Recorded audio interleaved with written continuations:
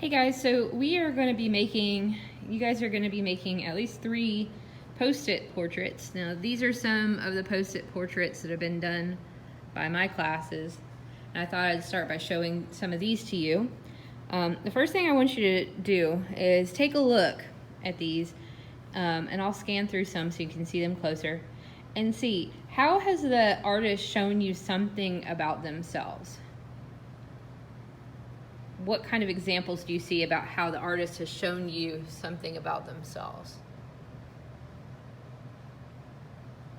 Maybe they've shown you their face. Maybe they've shown you something that's important to them or makes them laugh. Some of them have shown you something they like to do with their time.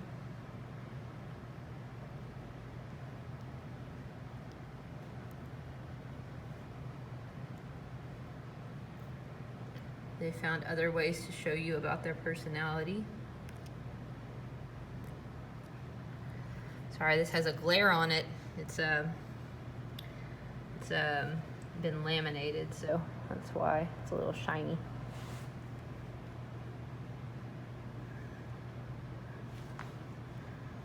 Some of these you might find really relatable. I mean, you know, people do share common interests. You can think about who you might get along with well. Okay, so there are lots of different ways people have shown their personality in addition to showing their faces. Some people maybe showed their face and they included some symbols that would say something about who they are. This person, this is Gabrielle's, and she seems like a very happy person with these rainbow colors kind of arching above her head. I'm not sure who this is, but this is a very sneaky looking picture of Gary the snail. So maybe this person loves SpongeBob or loves Gary. I don't know. Let's see, what else do I see? I see I've got some musicians in my class. And I see that I've got some people who thought really creatively about how to use their materials. I bet Francisco skateboards.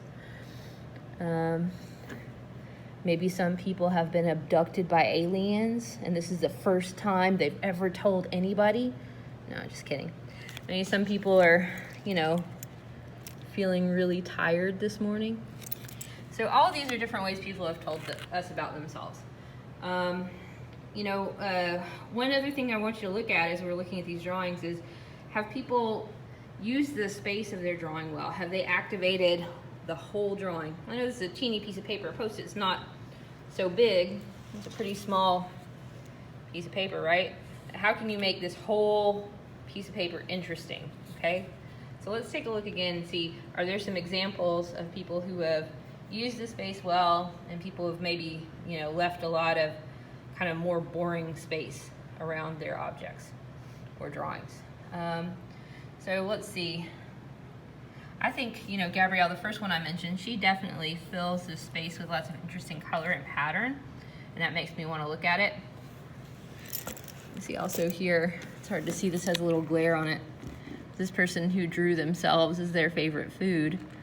They used a lot of color and texture in their background and in their foreground.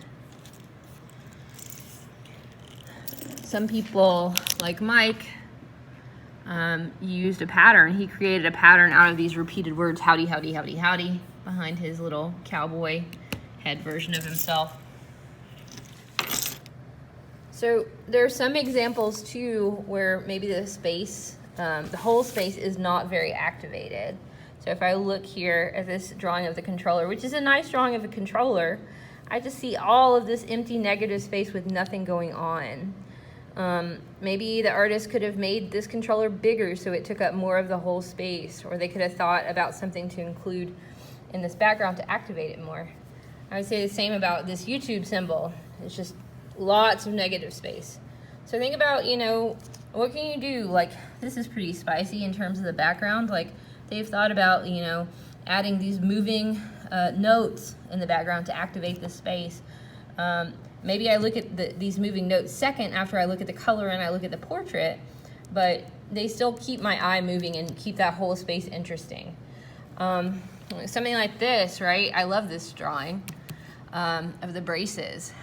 So this person maybe has braces and they're telling us about that, but they have like blown up the braces so that they're so big that they take up the majority of that space. And that becomes a much more active space than something that's, you know, tiny with a lot of negative space around it, like that or like that.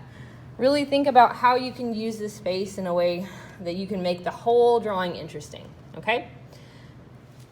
Okay, so you guys are gonna be making your own Post-it note self-portraits now. So you're gonna need to come up with some ideas for what you want to draw. Here are a couple different choices that you can choose from. Now I want everybody to draw at least 3. You can draw from 3, somewhere between 3 and infinity drawings, okay? If you don't have a Post-it, a small piece of paper is fine. You know, you can just cut your paper small, or if you've got even index cards, you could cut an index card down and make something about the size of a Post-it. So here's some choices. You could do yourself as an object. You could do a portrait of yourself as your favorite food. You could do a portrait of yourself as a meme, as a superhero. You could do a portrait of yourself as a monster. You could do a portrait of yourself as your mood this morning. A portrait of yourself as your favorite activity. A portrait of yourself as what you fear the most. A portrait of yourself as what you're excited about. You could even do a portrait of yourself as your own pet if you wanted to. Other than this, you know, of course, I like to throw this in with many of my activities. Your idea that you have about what you would like to draw yourself as, even if it doesn't fit into any of these categories. But if you've got a good idea, go with it, because you got to make 3 of these things. So if you've got a good idea for something that I didn't mention that you want to try out, please feel free to try it out. I'm going to show you a couple that I made, and then you will have time to make yours. So this one is a portrait. I'll just bring this closer. Yeah. A portrait of my mood. I'm very tired in the morning and I'm trying to wake up, and you can see I've got 2 cups of coffee, 2 cups, all right? You can see I included my name here. I would like you guys to include your name or your initials somewhere in the front so that when I'm looking at these later, I'll know who made what. And also, you know, I'm gonna laminate mine, so somewhere on the front is better than on the back, right? So that's my portrait as my mood, right? This one makes me laugh every time I look at it. This is my portrait as an object. Do you know what kind of object this is? It's a not old-fashioned, it's a electric iron that you plug into the wall. So this is my self-portrait as an iron. The iron has my glasses on and it's got my hair and it almost looks like it's sweating. So anyway, maybe it's a portrait of my nerves, I don't know. It's got steam coming off the back of it. Yeah, so there's my portrait as an object. Really, you know, if you try to picture yourself as an object, it's kind of a funny exercise. What object would you be, okay? And it might change. What object would you be today? Who knows? This is also another self-portrait as an object. This is a pumpkin. So my self-portrait is a jack-o'-lantern. I look surprised, and you can see the jack-o'-lantern sitting in mud, and it's got these whoosh marks going by it. So it's a shocked pumpkin this morning. I can't remember what was happening on this particular day, but I must have felt shocked by whatever it was. So there's a couple of mine. You know, again, feel free to choose the category that you like, or you can make up your own category if you don't like my categories that I gave you. But I want you to make between 3 and infinity self-portraits this morning. Thank you.